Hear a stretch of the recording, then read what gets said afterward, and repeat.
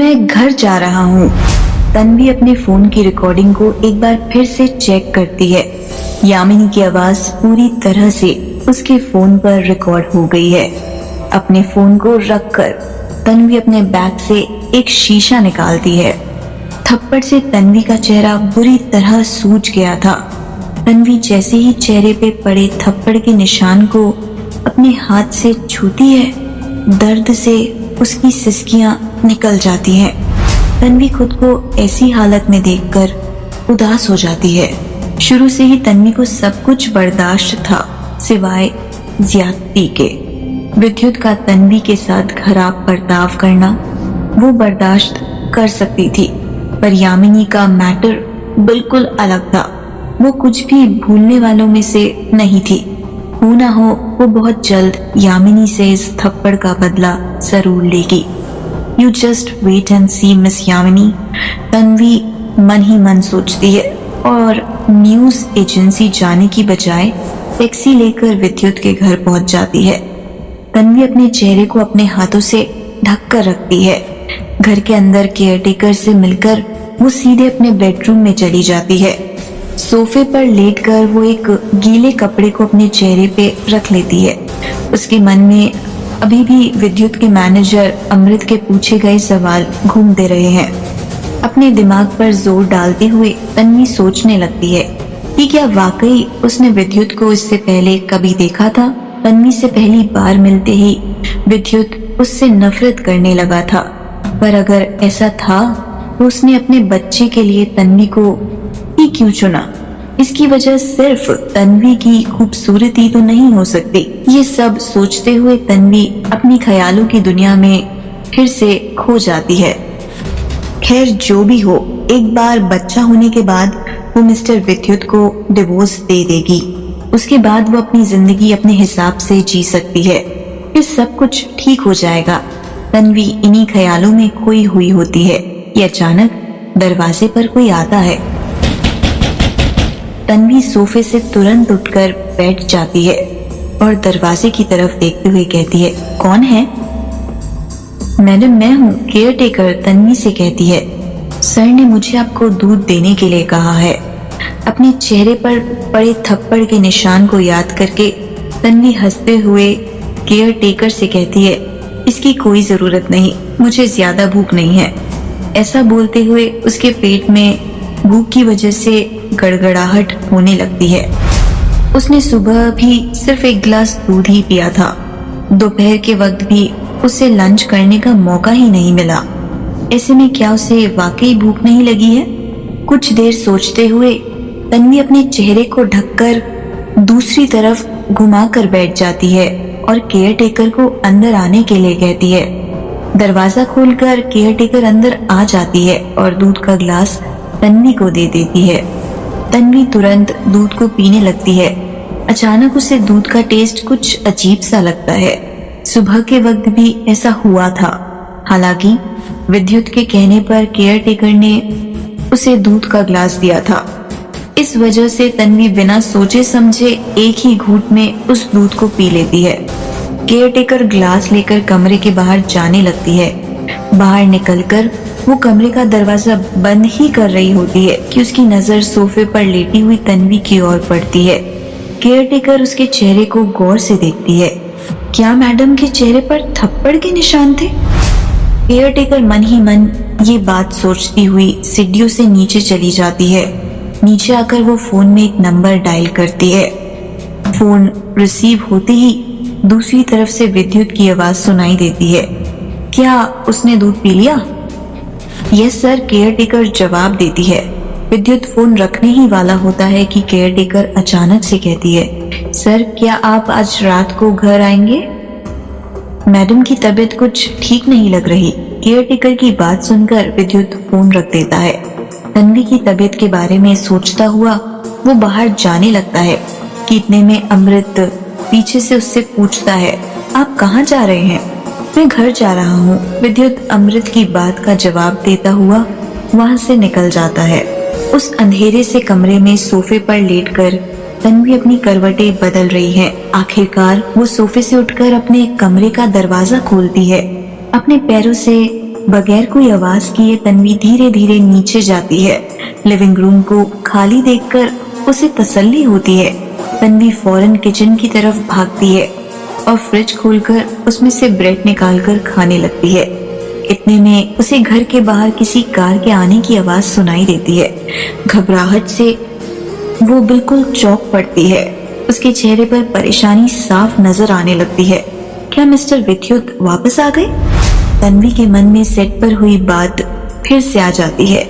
Nervous होकर वो fridge को तेजी से बंद करते हुए अपने बेडरूम की तरफ जा ही रही होती है कि उसे लिविंग रूम में कोई आता हुआ नजर आता है। ये सोचकर तन्वी किचन में ही रुक जाती है और बाहर की तरफ देखने लगती है। सामने के दरवाजे से विद्युत अंदर आता है। उसके आते ही केयर टेकर उसके पास जाती है और उसे कहती है, सर आप वापस आ गए? विद्युत अपना कोट केयर टेकर को देकर उससे पूछता है, क्या हुआ उसे? दरअसल मैडम को केयर टेकर विद्युत की बात का जवाब दे ही रही होती है कि विद्युत गुस्से में बोल पड़ता है, उसे मैडम कहकर बुलाने की कोई जरूरत नहीं है। उसकी बातों से पूरा लिविंग रूम बिल्कुल शांत हो जाता है। विद्युत की बात सुनकर तन्वी इतना चिढ़ जाती है कि वो किचन से बाहर निकलकर केयर टेकर से कहती है, आप मुझे तन्वी बुला सकती हैं। केयर टेकर विद्युत की तरफ मुड़कर उससे कहती है, दरअसल तन्वी ने आज खाना नहीं खाया। वहीं तन्वी के हाथ में ब्रेड देखकर विद्युत गुस्से से केयर टेकर की तरफ देखता है। केयर टेकर तन्वी के चेहरे पे लगे ब्रेड को देखकर अपनी बात पूरी किए बिना ही चुप हो जाती है। विद्युत को लगा था कि आज की बेइज्जती के बाद तन्वी बहुत परेशान और उदास होगी, पर तन्वी हाथों में ब्रेड लिए किचन से आता देखकर विद्युत को काफी गुस्सा आता है। तन्वी को देखकर ये बिल्कुल नहीं कहा जा सकता था कि आज की बातों से उसे कुछ खास फर्क पड़ा हो। विद्युत तन्वी से कुछ कहते कहते रुक जाता है। वो एक नजर तन्वी को गौर से देखता है। उसके पास आकर वो अपने हाथ उसके गाल पर ले जाता है। इससे पहले कि तन्वी कुछ भी कह पाती, विद्युत उससे पूछ लेता है, तुम्हारे चेहरे पर ये निशान कैसे? ये निशान उसी ने दिए हैं जिसके साथ आपका अफेयर चल रहा है। तन्वी के मन में आता है कि विद्युत को ये जवाब दे दे, पर वो जानती थी कि विद्युत को ये सब कहने का कोई फायदा नहीं है। शायद विद्युत यामिनी के गुस्से का बदला भी तन्वी से ही ले। तन्वी अपने चेहरे को विद्युत के हाथों से हटा लेती है। विद्युत तेज आवाज में उससे फिर पूछता है, तो तुम ये कभी नहीं बताने वाली कि यामिनी ने तुम्हें थप्पड़ मारा? विद्युत की बात सुनकर तन्वी को ऐसा लगता है जैसे वो उसकी हालत का मजाक उड़ा रहा हो। कुछ देर सोचने के बाद तन्वी विद्युत से कहती है, इतनी छोटी सी बात के लिए आपको परेशान होने की कोई जरूरत नहीं है। मुझे जरूरत नहीं है? तुम मुझ पर एहसान जताना चाहती हो? कहीं तुम ये तो नहीं सोच रही कि मैं तुम्हारे थप्पड़ का बदला यामिनी से लूंगा? विद्युत तन्वी को चिढ़ाते हुए कहता है। तन्वी उसकी बात का कोई जवाब नहीं देती है। विद्युत अपनी केयर टेकर की तरफ घूमकर उनसे कहता है कि सिस्टर माया, आपकी उम्र अब काफी हो गई है, आंखें भी कमजोर हो रही हैं। आगे से ध्यान रखिएगा कि कोई आपको बेवकूफ ना बना ले। बेवकूफ? क्या मिस्टर विद्युत मुझे ब्लेम कर रहे हैं कि मैंने उनकी केयर टेकर को बेवकूफ बनाया? ये सोचकर तन्वी गुस्से में विद्युत से कहती है, मिस्टर विद्युत, मुझे आपकी कोई मदद नहीं। इतने में तन्वी बात काटते हुए विद्युत जवाब देता है, मिस तन्वी वर्मा, मैं तुम्हें साफ साफ बता दूं कि तुम्हारी ये चीप ट्रिक्स मुझ पर काम नहीं करेगी। इतना कहकर विद्युत सीढ़ियों से अपने कमरे की तरफ जाता है और दरवाजे को जोर से बंद कर लेता है। तो मिस्टर विद्युत किसी को अपने सामने बात तक नहीं करने देते, यहाँ तक कि किसी की बात सुनते तक नहीं। तन्वी मन ही मन सोचते वापस से अपने ब्रेड को खाने लगती है। उसे अचानक एहसास होता है कि शायद ये उसका अपने पति से पहला झगड़ा था। इसका मतलब उसे आज रात कमरे से बाहर सोना पड़ेगा। तन्वी पूरी रात लिविंग रूम में सोकर बिताती है। अगली सुबह उठकर वो अपना चेहरा शीशे में देखती है। उसके चेहरे की सूजन कुछ कम हो गई होती है, पर थप्पड़ के निशान अभी भी उसके चेहरे से हटे नहीं है। खुद को शीशे में देखकर उसे यामिनी का थप्पड़ फिर एक बार याद आ जाता है। तैयार होकर तन्वी घर से निकलने ही वाली होती है कि केयरटेकर उसे जोर से आवाज लगाती है, मैट। इतना कहते हुए केयरटेकर विद्युत की बात याद कर कर चुप हो जाती है और दोबारा से कहती है, तन्वी जाने से पहले नाश्ता कर लो।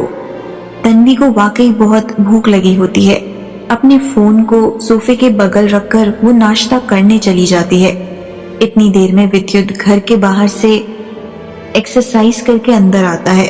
टॉवल से अपने पसीने को पोंछते हुए वो तन्वी की तरफ बिना देखे सीधे अपने कमरे की तरफ चला जाता है।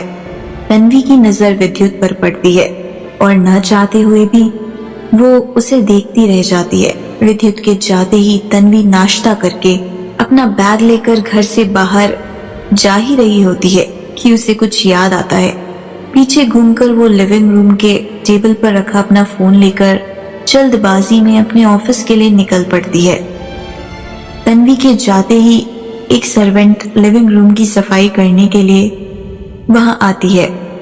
सोफे पर पड़े सेलफोन को देखकर वो उसे बगल के टेबल पर रख देती है। थोड़ी देर बाद विद्युत रेडी होकर अपने कमरे से नीचे आता है। टेबल पर रखे सेल फोन को अपनी पॉकेट में रखता हुआ वो घर से बाहर चला जाता है। घर के बाहर उसके मैनेजर और असिस्टेंट उसका इंतजार कर रहे होते हैं। गाड़ी के अंदर बैठते ही विद्युत का असिस्टेंट उससे कहता है, विद्युत सर, मैंने सिक्योरिटी ऑफिसर से ऑलरेडी बात कर ली है। आगे से आपके घर के बाहर कोई भी रिपोर्टर नजर नहीं आएगा। विद्युत उसकी बात को सुनता हुआ अपनी स्क्रिप्ट को कार के अंदर ही पढ़ने लगता है। भले ही आज की फिल्म में वो सिर्फ एक कैमियो रोल निभा रहा हो, पर हमेशा की तरह इस फिल्म के लिए भी वो अपने रोल को लेकर काफी सीरियस है। इस फिल्म में विद्युत एक सीईओ का किरदार निभा रहा था जो एक बड़े एंटरप्राइज का मालिक है। वहीं इस फिल्म का असल हीरो विद्युत की कंपनी के लिए काम करता है। वहीं फिल्म की हीरोइन यामिनी हीरो की मदद करने के लिए अपनी जान पर खेलते हुए एक बिजी ट्रैफिक को रुकवा देती है। आज फिल्म के इसी सीन की शूटिंग है। फिल्म के सेट पर डायरेक्टर विद्युत को सीन समझाते हुए इससे कहता है, जब आप गाड़ी चला रहे होंगे तो आपकी कार इस स्पॉट पर आकर रुकेगी। आपको बहुत तेज कार चलाने की जरूरत नहीं है। जूम शॉट के लिए हम लोग स्टैंड डबल को यूज कर लेंगे। इतना कहते हुए डायरेक्टर शॉट लेने के लिए रेडी हो जाता है। Scene 56 take 4 action. डायरेक्टर की कॉल आते ही विद्युत ब्लैक कलर की लैम्बोर्गिनी में बैठकर अपने शॉट के लिए रेडी है। गाड़ी से कुछ ही दूर पर उसे यामिनी नजर आती है। यामिनी को देखते ही अचानक विद्युत को तन्वी का चेहरा याद आ जाता है। शॉट के बीचों बीच विद्युत गुस्से से अपनी गाड़ी के एक्सेलरेटर को तेज करता हुआ यामिनी की तरफ बढ़ने लगता है। तेज स्पीड में गाड़ी यामिनी की तरफ आने लगती है। विद्युत को गाड़ी में ब्रेक ना लगाते देखकर पूरे सेट में हफरा तफरी का माहौल हो जाता है। ब्रेक, स्टॉप द कार, जल्दी। फिल्म की क्रू में से कोई चिल्लाता है, सामने से हट जाओ। दूसरे क्रू मेंबर की आवाज आती है। इतने में गाड़ी के ब्रेक की आवाज से पूरा सेट एकदम से शांत हो जाता है। लैम्बोर्गिनी रुक चुकी होती है। वो गाड़ी यामिनी से कुछ इंच की दूरी पर आकर रुकती है। ये देखकर यामिनी के पैर डर से कांपने लगते हैं और वो बेजान होकर जमीन पर गिर पड़ती है। इतने में विद्युत गाड़ी से बाहर निकलकर आता है। फिल्म सेट के सारे लोग उसी को देख रहे होते हैं। विद्युत कैजुअल आवाज में उन सब से कहता है, सॉरी एवरीवन, मैं ब्रेक्स और एक्सेलरेटर के बीच कंफ्यूज हो गया था। सेट में मौजूद सभी लोग विद्युत से कुछ नहीं कहते। फिल्म का डायरेक्टर भी विद्युत की तरफ देख रहा होता है। उसके अंदर भी विद्युत से कुछ कहने की हिम्मत नहीं है। आखिरकार वो फेक स्माइल लिए क्रू मेंबर से कहता है, जल्दी से मिस यामिनी को संभालो।